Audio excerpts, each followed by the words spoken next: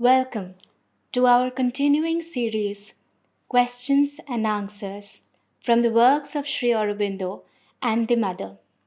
Today's topic is Equality, Part 8. From Sri Aurobindo. The distinctions that have already been made will have shown in sufficiency what is meant by the status of equality. It is not mere quiescence and indifference, not a withdrawal from experience, but a superiority to the present reactions of the mind and life. It is the spiritual way of replying to life, or rather of embracing it and compelling it to become a perfect form of action of the self and spirit. It is the first secret of the soul's mastery of existence. When we have it in perfection, we are admitted to the very ground of the divine spiritual nature. The mental being in the body tries to compel and conquer life, but it is at every turn compelled by it, because it submits to the desire reactions of the vital self. To be equal, not to be overborne by any stress of desire, is the first condition of real mastery. Self-empire is its basis. But a mere mental equality, however great it may be, is hampered by the tendency of quiescence.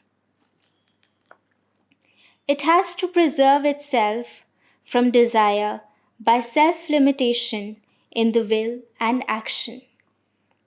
It is only the spirit which is capable of sublime, undisturbed rapidities of will, as well as an illimitable patience, equally just in a slow and deliberate, or a swift and violent, equally secure in a safely lined and limited, or a vast and enormous action. It can accept the smallest work in the narrowest circle of cosmos, but it can work too upon the world of chaos with an understanding and creative force. And these things it can do because by its detached and yet intimate acceptance, it carries into both an infinite calm, knowledge, will, and power. It has that detachment because it is above all the happenings, forms, ideas, and movements it embraces in its scope. And it has that intimate acceptance because it is yet one with all things. If we have not this free unity, ekatvam anupashyatah, we have not the full equality of the spirit. The first business of the sadhak is to see whether he has the perfect equality, how far he has gone in this direction, or else where is the flaw, and to exercise steadily his will on his nature, or invite the will of the Purusha to get rid of the defect and its causes.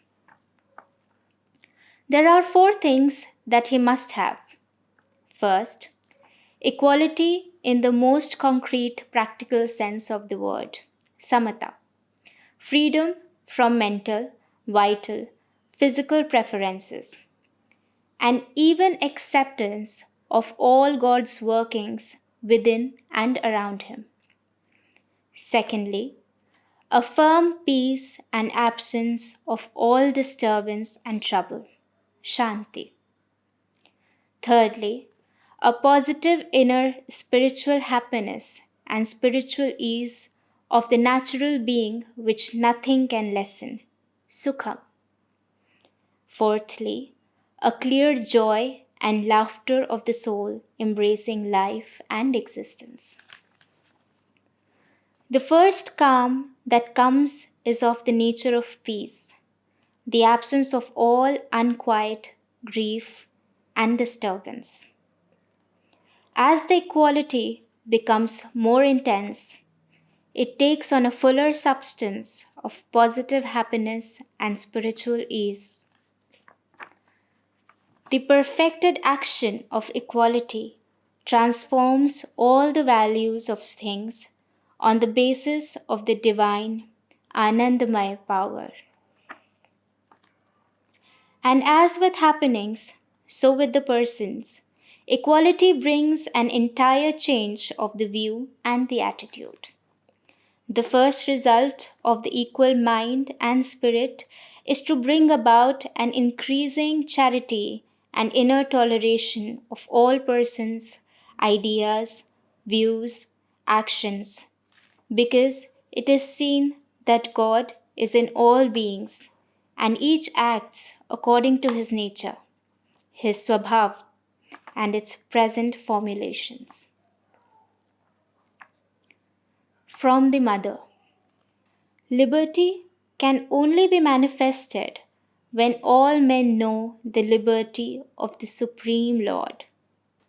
Equality can only be manifested when all men become conscious of the Supreme Lord. Fraternity can only be manifested when men feel that they are equally born of the Supreme Lord and one in His oneness.